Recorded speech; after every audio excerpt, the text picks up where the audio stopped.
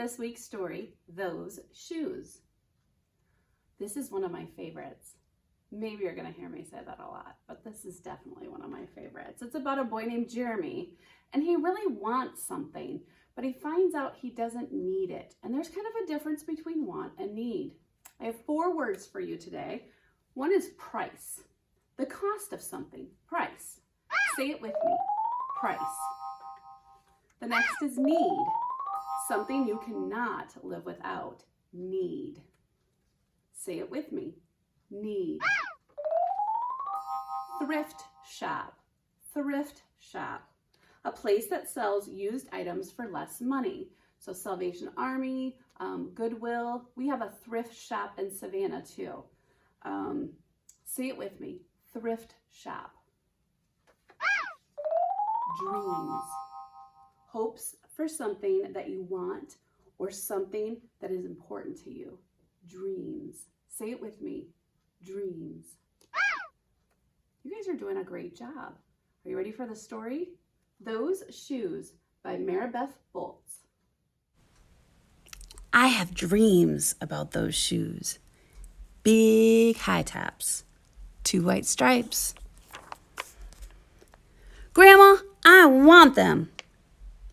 There is no room for want around here, just need, Grandma says. And what you need are new boots for winter. Brandon T comes to school in those shoes. He says he's the fastest runner now, not me. I was always the fastest runner before those shoes came along. Nate comes to school in those shoes. Antonio and I count how many times Nate goes to the bathroom. 7 times in one day, just so he can walk up and down the hall real slow. Next, Alan, Jacoby, and Terrence each get a pair. Then one day, in the middle of kickball, one of my shoes comes apart. Looks like you could use a new pair, Jeremy, said Mr. Elfrey, the guidance counselor.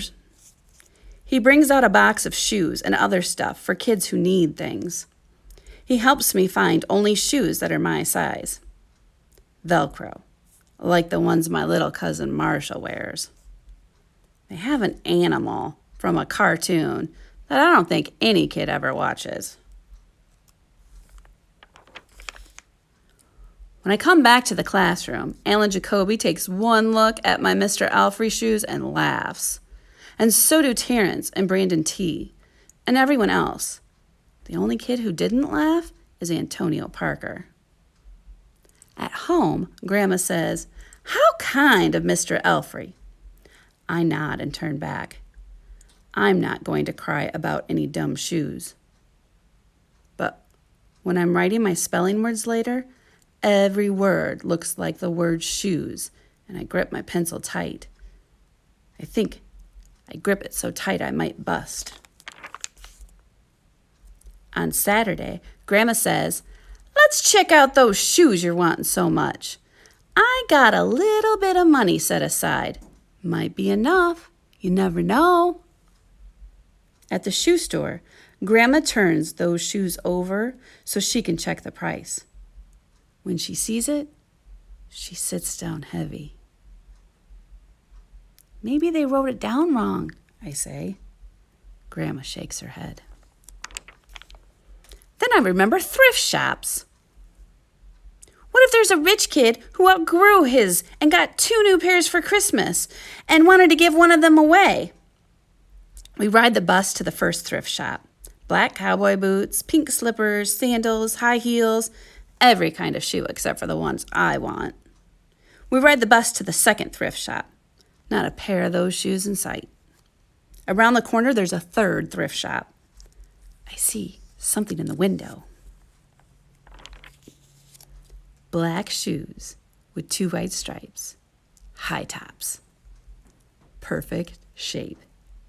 $2.50. Those shoes! My heart is pounding hard as I take off my shoes and I hitch up my baggy socks. "How exciting," Grandma says. "What size are they?" I shove my foot into the first shoe, curling my toes to get in my heel. I don't know, but I think they fit. Grandma kneels on the floor and feels for my toes at the end of the shoe. Oh, Jeremy, she says, I can't spend good money on shoes that don't fit. I pull the other shoe on and I try to walk around. They're okay, I say, holding my breath and praying that the toes will fall right off then and there. But my toes don't fall off. I buy them anyway with my own money and I squeeze them on and limp to the bus stop. At home a few days later, Grandma puts on a new pair of snowboats into my closet, but doesn't say a word about my 2 big feet shuffling around in my 2 small shoes. Sometimes shoes stretch, I say. Grandma gives me a hug. I check every day, but those shoes don't stretch. I have to wear my Mr. Alfrey shoes to school instead. Then one day during math, I glance at Antonio's shoes. One of them is taped up, and his feet look smaller than mine.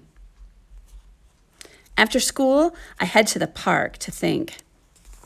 Antonio is there. The only kid who didn't laugh at my Mr. Alfrey shoes. We shoot baskets.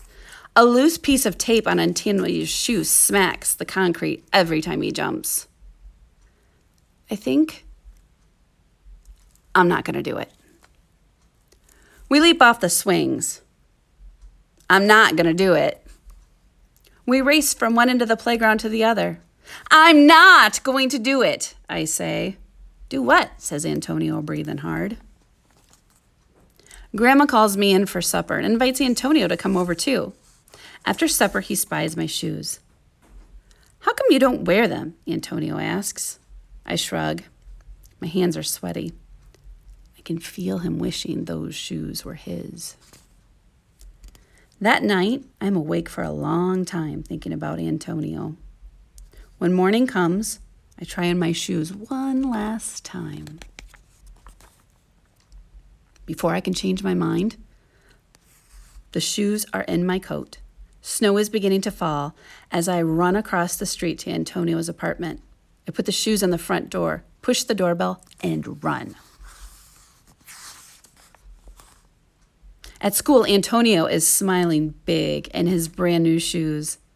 I feel happy when I look at his face and mad when I look at my Mr. Alfrey shoes. But later, when it's time for recess, something happens. Everywhere there is snow.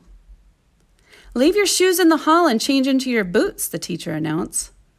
Leave your shoes in the hall. It's then that I remember what I have in my backpack. New boots. New black boots that no kid has ever worn before. Standing in line to go to recess, Antonio leans forward and says, "Thanks." I give him a nudge. Let's race. The end.